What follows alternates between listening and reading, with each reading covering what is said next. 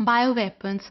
Bioweapons are commonly known as germ weapons, and when we talk about the germs, it can be in the form of bacteria, viruses, rickettsia, or fungi, because they have the ability to cause disease in human beings, plants, as well as animals. So, bioweapons are actually the disease-producing infectious agents which are used against the living organisms. That can be human beings, animals, or plants. Now, bioweapon is not only a practice of today, but it is an ancient practice used in warfare, and it can cause mass destruction, thus responsible for more deaths.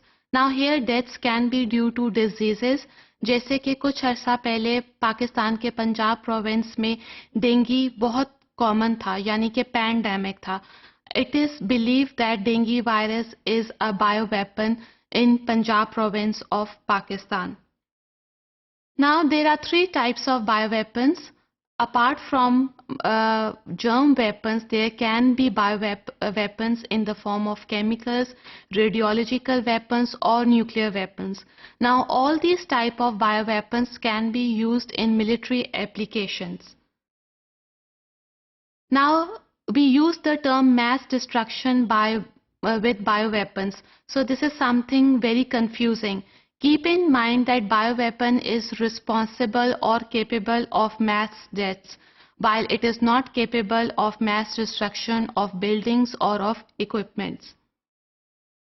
Now, the infectious agents that are considered as germ weapons, they can cause anthrax, brucellosis, smallpox, or viral hemorrhagic fever.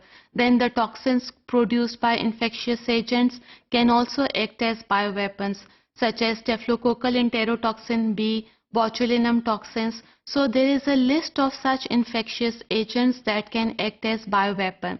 अब बहुत सारे germs ऐसे हैं जो कि disease humans में या animals में या plants में cause कर सकते हैं, but they are not considered to be bioweapons. Now if the term bioweapon is used for any infectious agent, then we have to calculate their lethality, stability, length of incubation, and the bioweapons should be untreatable by medicines or vaccines. So on the basis of lethality, stability, length of incubation, and untreatable by vaccine, we can consider them as bioweapons. Now a number of precautionary measures have to be taken when we are dealing with the bioweapons. Because most of the bioweapons are in the form of aerosols. वो हमारी सांस की नाली के जरिए हमारे lungs तक पहुंच सकते हैं. So we have to wear mask which is equipped with special type of filters, and these filters can filter out small size microorganisms, even viruses. Then we have to garment ourselves by wearing boots, gloves when we are dealing with the labs of infectious agents. In the same way, we can prevent the contact of wounds with the infectious agents by covering those wounds with special Sunniplast or with any other dressing. So now in the military buildings or in the labs, biological weapon sensors are there. We can use them for our own safety and for the safety of our country as well.